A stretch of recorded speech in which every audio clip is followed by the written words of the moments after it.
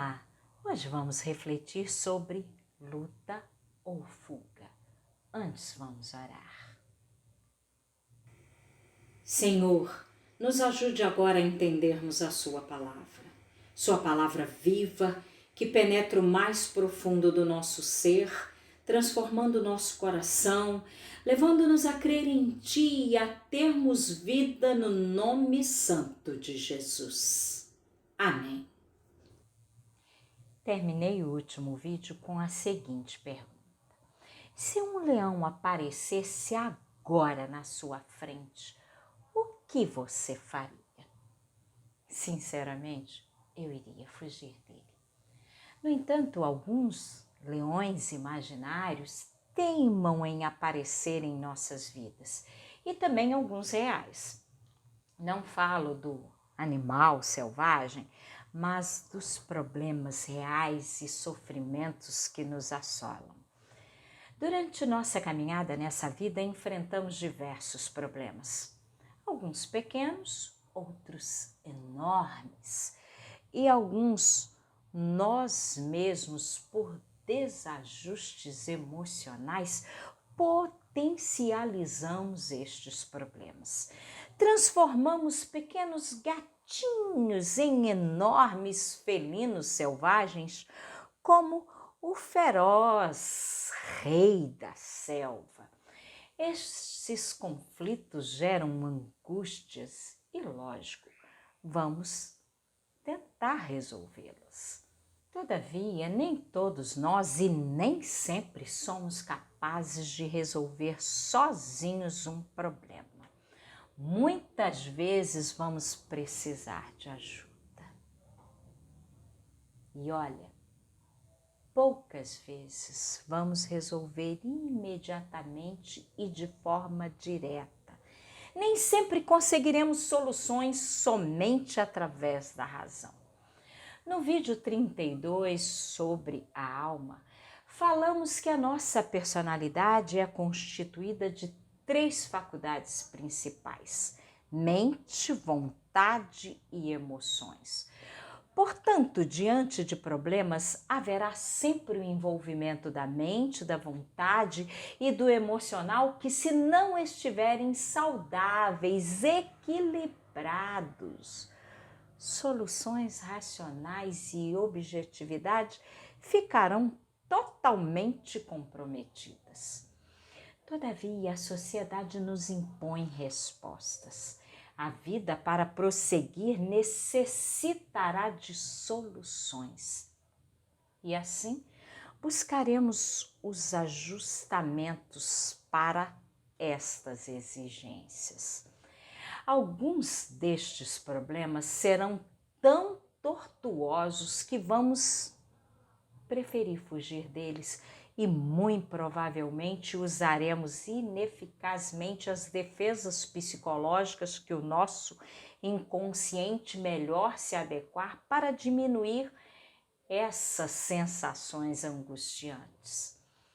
Algumas reações básicas o organismo vai apresentar e essa resposta será a luta ou fuga. O fisiologista e médico norte-americano Walter Cannon passou a investigar a influência de perturbações emocionais sobre a liberação das substâncias noradrenalina e adrenalina e a explorar seus efeitos na fisiologia corporal. Ou seja, qual era o efeito dessas substâncias quando eram expelidas para o nosso corpo? Em 1914, ele concluiu que intensos estados emocionais estimulam a secreção de adrenalina pela glândula adrenal, que, agindo nos tecidos periféricos, prepara o organismo para uma vigorosa ação em estados de emergência. Prepara o organismo para uma resposta. Os efeitos das emoções sobre a resposta fisiológica dos organismos é hoje conhecida como luta e fuga. Walter Cannon desenvolveu o conceito de homeostase dos seres vivos, que é a tendência de busca do estado de equilíbrio fisiológico do organismo e a resposta de luta ou fuga, que é a preparação do organismo para lutar ou fugir quando confrontado com uma situação de ameaça. A homeostasia é a capacidade do organismo, do nosso sistema biológico, manter equilibrado o meio interno, mesmo que o meio externo sofra mudanças radicais. Cannon propôs que a função final de todos os mecanismos fisiológicos é a manutenção da homeostase, que deve ser compreendida como a manutenção da estabilidade do meio interno. É importante saber sobre homeostase. Falamos sobre mecanismos de defesa nos últimos vídeos e creio que ficou claro que o nosso ego buscará uma forma de se defender.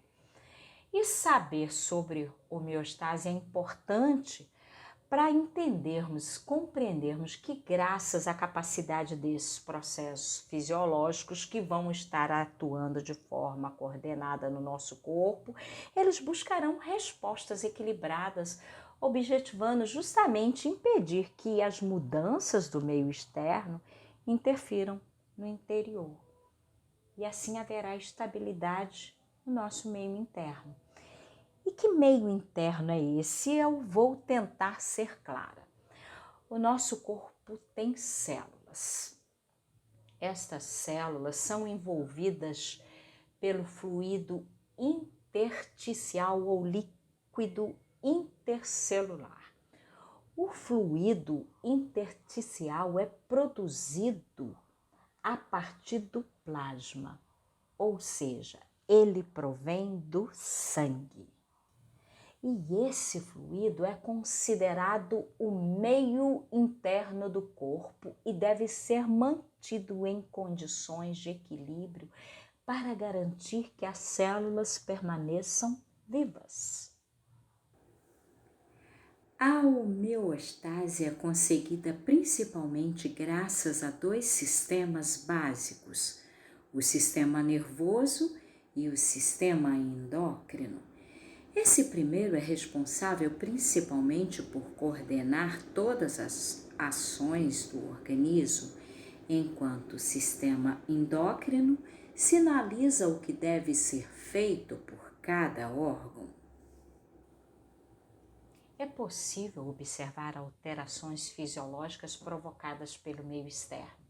Temperatura, pressão, batimentos cardíacos, que muito provavelmente o nosso sistema regulatório não está conseguindo manter o equilíbrio. Vamos fixar no exemplo da pressão arterial. Ao perceber esse desequilíbrio, o organismo realiza diferentes mecanismos para garantir que a pressão alta caia e que a pressão baixa, se for o caso, volte à sua normalidade. É perceptível também que nosso organismo é completamente interligado. Uma coisa afeta a outra. Inconsciente busca defesas para a mente.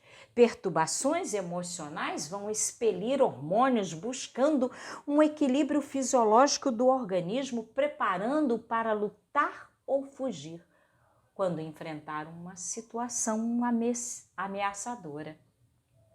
O entendimento dos mecanismos de regulação e ajustes do organismo frente a desafios demonstra o quanto estes dois conceitos estão intimamente interligados.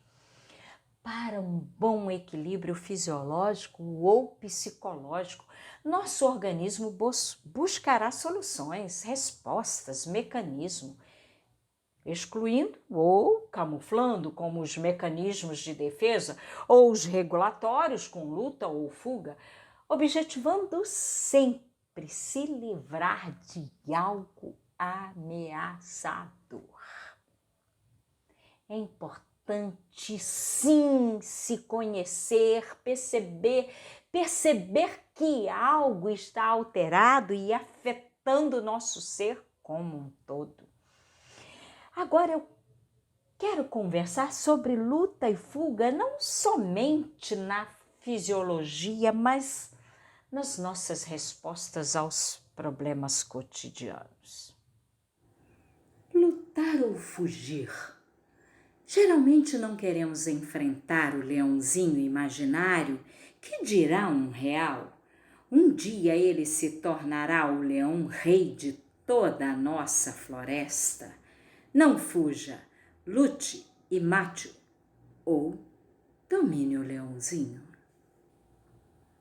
Já fugimos de muitos leõezinhos nessa vida e depois encaramos um problemão lá na frente.